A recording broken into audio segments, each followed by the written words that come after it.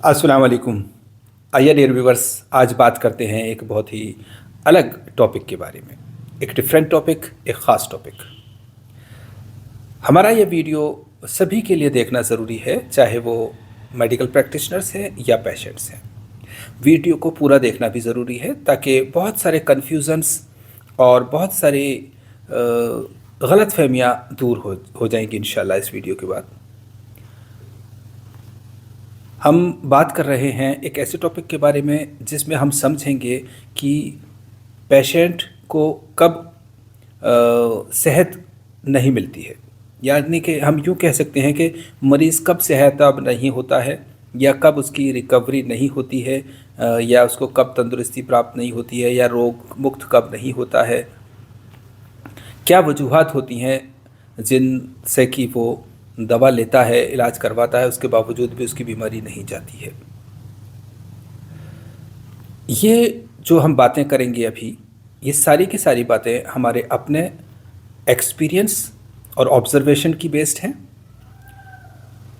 जैसा कि आप जानते हैं, अगर हम मेडिकल फील्ड की बात करें तो ऑलमोस्ट 45 ईयर्स से इस फील्ड में है अल्हम्दुलिल्लाह, और अपनी प्रैक्टिस के एक्सपीरियंस की बात करें तो ऑलमोस्ट 40 ईयर्स के एक्सपीरियंस के बाद हम ये बातें कह पा रहे हैं। और ये सारी की सारी बातें हमारी अपनी हैं, कोई बुक्स में नहीं होती हैं ये बातें, लेकिन ये सच होता है कि किसी भी सब्जेक्ट की बेसिक्स जो होती हैं वो बुक्स ही होती हैं। उसके बाद ही आप अपने कुछ ऑब्जर्वेशंस करते हैं, अपने एक्सपीरियंस करते हैं, अपने कुछ कॉन्सेप्ट्स करते हैं, कुछ प्रिंसिपल्स होते हैं, बहुत कुछ आप एडवांस करते हैं, आगे बढ़ते हैं, लेकिन बुनियादी तौर पे वही होती हैं। तो हम बात कर रहे हैं कि मरीज़ कब सेहतयाब नहीं होता है, मरीज़ को कब रोग मुक्त नहीं हो पाता है। पहले नंबर की वजह हमने इसको 10 टॉपिक्स में डिवाइड किया है। पहला टॉपिक, सॉरी 10 पॉइंट्स पे हमने डिवाइड किया है इसको। पहला पॉइंट है, जबकि डॉक्टर से डायग्नोसिस करने में गलती हो जाए। ये बहुत कम होता है, वेरी रेयर है, लेकिन होने के चांस रहते हैं, इसीलिए हमने इसको पहले नंबर पे लिया है, जो सबसे कम होने के चांस हैं। डॉक्टर को मरीज़ के चाहे इन्वेस्टिगेशंस हों या अपना ऑब्जर्वेशन से कहीं कोई गलती हो जाए और मिस डायग्नोसिस जिसको कहें अगर हो जाए, तो फिर कितनी भी अच्छी दवाएं दी जाएं, कितना भी अच्छा प्रिस्क्रिप्शन तैयार किया जाए, मरीज़ को आराम नहीं मिलता है। दूसरे नंबर पे दूसरा हमारा पॉइंट है, जबकि दवा की क्वालिटी अच्छी ना हो। फिर डायग्नोसिस कितनी भी सही हो, लेकिन अगर दवा की क्वालिटी अच्छी नहीं है, प्रिस्क्रिप्शन अच्छा है लेकिन दवा क्वालिटी अच्छी नहीं है, तब भी मरीज़ को रिकवरी नहीं होती है, आराम नहीं मिलता है। तीसरा पॉइंट, जबकि मरीज़ दवा वक्त पर ना खाए और जो डोज है वो प्रॉपर नहीं खाए। ऐसा भी होता है, हमारे अपने प्रैक्टिस की बेस पे कह रहे हैं और बहुत सारे मेडिकल प्रैक्टिशनर्स की प्रैक्टिस में भी ये देखा जाता है कि पेशेंट अक्सर एक गलती करते हैं, एक तो वक्त पे नहीं खाते हैं। दवा के खाने का जो वक्त है, अगर आप दिन में 2 बजे खाते हैं तो दूसरे दिन भी 2 बजे खाएं, अगर 24 घंटे की है तो 8 घंटे की है तो उस तरह से खाएं, सुबह का टाइम है तो सुबह से खाएं, शाम का टाइम तो शाम का, जो भी आपने टाइम बांधा है वो फिर उसी हिसाब से चलनी चाहिए। वक्त पे खाना इसको कहते हैं। और दवा की जो मकदार खुराक है, वो जो डोज़ है तय की गई है, वो डोज़ पूरी खानी चाहिए। अक्सर पेशेंट्स वक्त पे कभी सुबह खा ली, कभी शाम खा ली, किसी दिन नहीं खाई, 2 दिन नहीं खाई, फिर खा ली, या डोज़ कम खा ली। ज़्यादा खाने से कम यूनानी दवाओं से कुछ प्रॉब्लम नहीं होती है, लेकिन कम खाने से रिज़ल्ट नहीं मिलते हैं। तो ये एक कॉमन प्रॉब्लम है आम पेशेंट की कि वो दवा वक्त पे पाबंदी के साथ नहीं खाते हैं, प्रॉपर डोज नहीं खाते। हमारे पास कई पेशेंट्स ऐसे होते हैं जो 1 महीने की दवा लेते हैं और 2 महीने के बाद कहते हैं कि सब अब दवा ख़त्म होने वाली है। हालांकि इसमें कुछ परसेंट केसेस में आराम बताते हैं, कुछ पर नहीं बताते हैं, तो आराम अल्लाह की मर्ज़ी, और नहीं बताते हैं तो वो उनकी गलती। चौथा पॉइंट है, जबकि मरीज़ यकीन के साथ ना खाए। किसी के कहने से वो किसी डॉक्टर को कंसल्ट करे और दवा लेना शुरू करे, लेकिन उसको यकीन नहीं हो, या कहें कि वो उस डॉक्टर को अंडर एस्टिमेट करे और दवा यकीन के साथ नहीं खाए, तो जाहिर सी बात है वो प्रॉपर तरीके से नहीं खाएगा, और जब यकीन नहीं होता है तो ये इसको साइंटिफिकली किसी तरह से प्रूव नहीं किया जा सकता, लेकिन हम साइकोलॉजिकली या सोशली हम देखते हैं कि अगर पेशेंट यकीन के साथ नहीं खाता है तो फिर उसका आराम नहीं मिलता है, और यकीन के साथ अगर खाता है तो वो चाहे पेशेंट डॉक्टर्स कुछ भी देता है उसको आराम आता है। पांचवा टॉपिक वो और हमारा जो पॉइंट है वो इस तरह के मरीज़ अपनी पूरी मुद्दत तक दवा नहीं खाए। मिसाल के तौर पे कोई मर्ज़ 6 महीने में ठीक होने वाला होता है और वो 3 महीने दवा खा के छोड़ दे, 2 महीने दवा खा के छोड़ दे, या कोई साल भर में ठीक होने वाला है, कोई 2 साल में ठीक होने वाला है, यहाँ तक कि कोई अगर 10 दिन में भी ठीक होने वाला है और आप 5 दिन दवा खाते हैं तो वो फिर से आराम आता है, लेकिन रिकरेंस होता है, बार बार होता है, या बिल्कुल भी आराम नहीं आता, ऐसा होता है। इसलिए ये ज़रूरी होता है कि जो ड्यूरेशन है, डोज भी ज़रूरी है, टाइम भी ज़रूरी है, और ड्यूरेशन भी ज़रूरी है कि जिस किसी मर्ज़ के लिए जो ड्यूरेशन तय किया गया है उसको उतने ड्यूरेशन में उन मुकम्मल दवाओं को खाया जाए तो आराम आता है। और जब कोई ऐसा नहीं करता है, जिसके भी चांसेस अक्सर होते हैं, ये पेशेंट्स की गलती होती है कि वो बताए हुए ड्यूरेशन तक दवा को नहीं खाते हैं, अक्सर बीच में आराम आते ही छोड़ देते हैं और वो फिर परेशानी आती है। 6th पॉइंट हमने यहाँ पर रखा है कि जबकि मरीज़ परहेज़ ना करे। ऐसे केसेस भी हमें रात दिन देखने को मिलते हैं अपनी प्रैक्टिस में कि पेशेंट्स परहेज़ नहीं करते हैं। और इस हमारा एक पेशेंट है जो जब भी आता है वो कहता है परहेज़ बोले तो सज़ा, और किसी हद तक सही बात है, परहेज़ बहुत मुश्किल होता है, लेकिन हमें अपनी सेहत के लिए, अपने जिस्म को आराम देने के लिए, बीमारी से निजात पाने के लिए परहेज़ कर लेना को सज़ा नहीं मानना चाहिए। एक ज़रूरत मान करके और करना चाहिए, और जब हम इसको पूरा कर लेते हैं तो बाद में हम ये सज़ा या ये जो परहेज़ है वो ठीक हो जाता है। अक्सर ये देखने को मिलता है कि किसी को कोई ठंडा मर्ज़ है और वो ठंडी चीज़ें खाने से नहीं चूकता है। हमने अपनी प्रैक्टिस में कई बार जिक्र किया है, जब जिसका ध्यान आता है कि कुछ पेशेंट्स ऐसे हैं जो कि उनकी जो स्ट्रिक्टनेस थी ना वो हमेशा के लिए याद हो जाती है।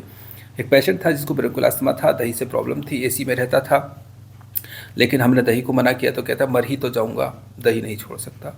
ऐसे और भी कई केसेस में बहुत सारी चीज़ें होती हैं। कुछ लोगों फ्राइड आइटम नहीं छोड़ते हैं, कुछ कोल्ड ड्रिंक्स को नहीं छोड़ते हैं, कोई चिल्ड वाटर को नहीं छोड़ते हैं, सबका अपनी अपनी है, लेकिन जिसको जिस तरह की प्रॉब्लम है उसको उस हिसाब का परहेज़ करना चाहिए। हालांकि आज के दौर में कुछ डॉक्टर हकीम परहेज़ को नकारने लगे हैं और मना करने लगे हैं क्योंकि मरीज़ कोऑपरेट नहीं करता है, लेकिन ये बात ठीक नहीं है। ये हमेशा से थी और हमेशा तक रहेगी कि परहेज़ ज़रूरी रहेगा। अगर आप परहेज़ कोई दौर अगर ऐसा आ भी जाता है जबकि आपकी दवाएं इतनी इफ़ेक्टिव हो जाती हैं कि बद परहेज़ी करते हुए भी आपको आराम मिल जाता है, तो यकीन मानिए वो एक बीमारी ठीक होगी लेकिन दूसरी बीमारी उसकी जगह पे पैदा हो जाएगी किसी और सिस्टम में, किसी और जगह में।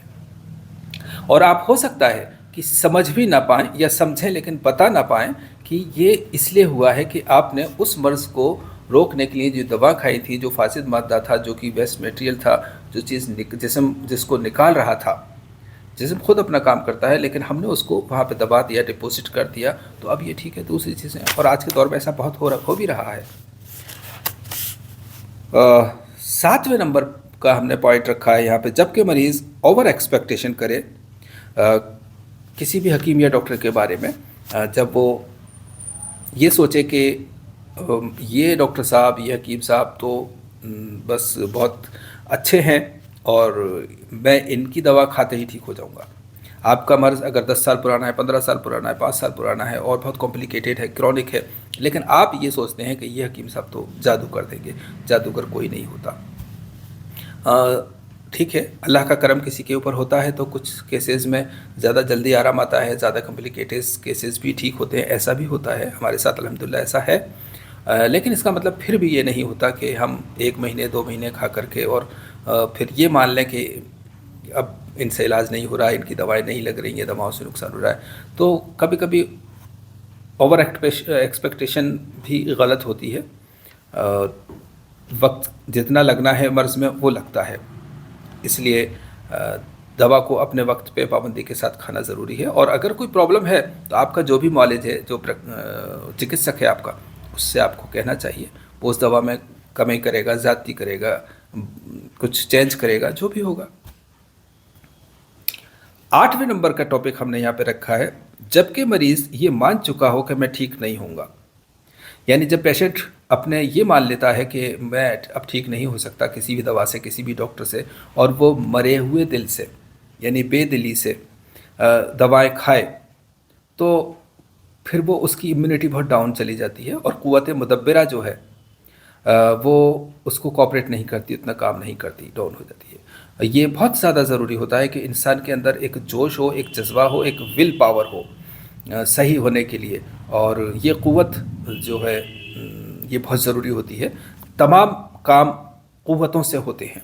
दुनिया का कोई भी काम हो, इंसान की सेहतयाबी का काम हो या किसी गाड़ी के चलने का काम हो, कोई भी काम हो क़ुव्वत से होता है। वो क़ुव्वत एक किस्म की एनर्जी होती है। तो अगर हमने अपनी क़ुव्वत को खो दिया है, अपने आप को डिफीटेड मान लिया है, तो फिर ठीक है, आपको कोई नहीं जिता सकता।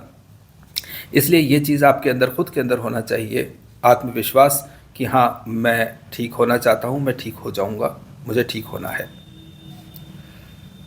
और 9th नंबर पे हमने ये लिया इस टॉपिक को, इसका जो पॉइंट रखा है वो, जब मरीज़ डॉक्टर की बात ना माने और सेल्फ मेडिकेशन करने लगे। बहुत बार ऐसा भी देखने को मिलता है कि जो डॉक्टर्स कहते हैं वो उसकी समझ में नहीं आता, क्योंकि बहुत से पेशेंट्स को ये गलतफहमी हो जाती है कि डॉक्टर साहब मेरी बात नहीं समझ पा रहे हैं और मैं अपने हिसाब से ही इलाज करूंगा, और मैं अब ये दवा, चाहे वो प्रिस्क्रिप्शन डॉक्टर से लिखवा लेगा, इसकी दवा लिख दो, उसकी लिख दो, और फिर वो अपने हिसाब से यूज़ करेगा। और आजकल तो अल्लाह की पनाह यूट्यूब पर बहुत ज़्यादा दुकानदारी चल रही है ऐसी कि आप अलसी खा लीजिए, आपकी तमाम मर्ज़ ठीक हो जाएंगे, आपकी उम्र लंबी हो जाएगी। आप इसबगोल खा लीजिए, आपकी तमाम प्रॉब्लम्स दूर हो जाएंगी। आप मेथी दाना खा लीजिए, आप ज़ीरा खा लीजिए, सौंफ खा लीजिए, धनिया खा लीजिए, और न जाने कितनी चीज़ों के, एक एक चीज़ के बारे में आपकी तमाम बीमारियां दूर कर दी जाती हैं। और इसका नुकसान ये हुआ कि मार्केट में बहुत सारी चीज़ें बिला वजह की महंगी हो गई। आप सफ़ेद मूसली खा लीजिए, फिर 1 घंटे तक आप जमा कर सकेंगे।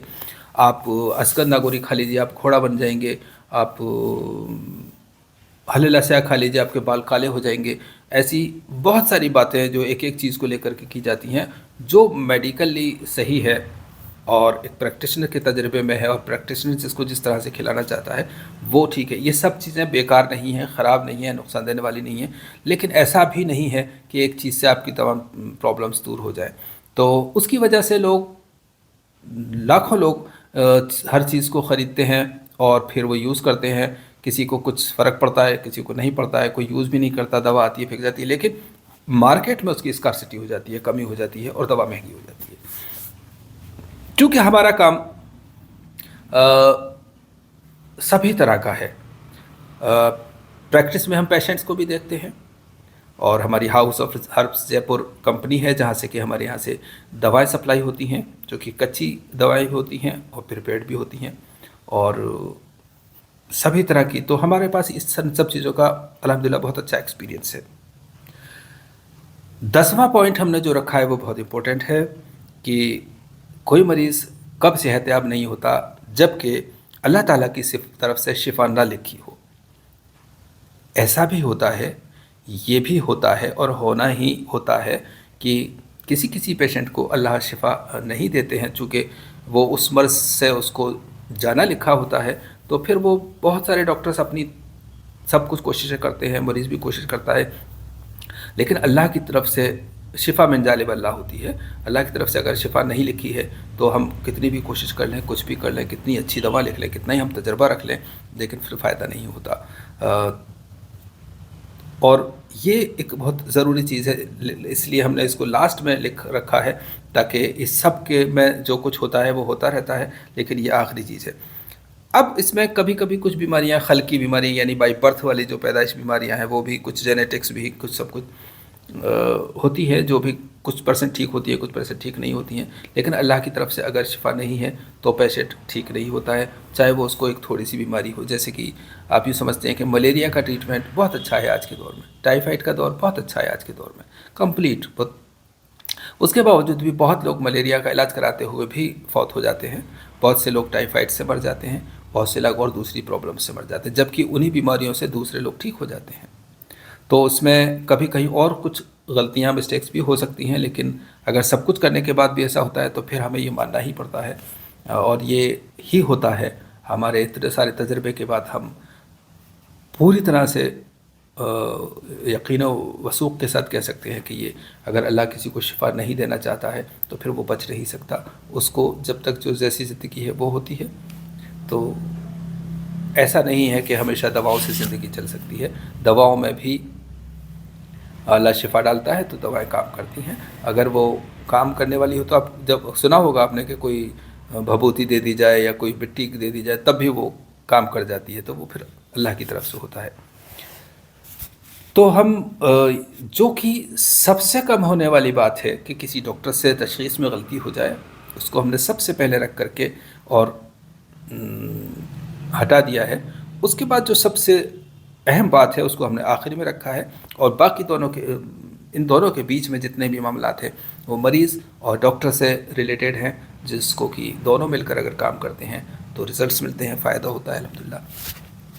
तो इस तरह से इस चीज़ का जो अपना एक हम जिस्ट अगर कहें तो मोरल ऑफ स्टोरी आप यूँ कह सकते हैं, कहें तो यही कि दवाएं अपने वक्त पे खाई जाएं, पाबंदी से खाई जाएं, प्रॉपर मिक़दार में खाई जाएं, परहेज़ के साथ खाई जाएं, यकीन के साथ खाई जाएं, तो अगर अल्लाह ने शिफा लिखी है तो पेशेंट ज़रूर ठीक होता है।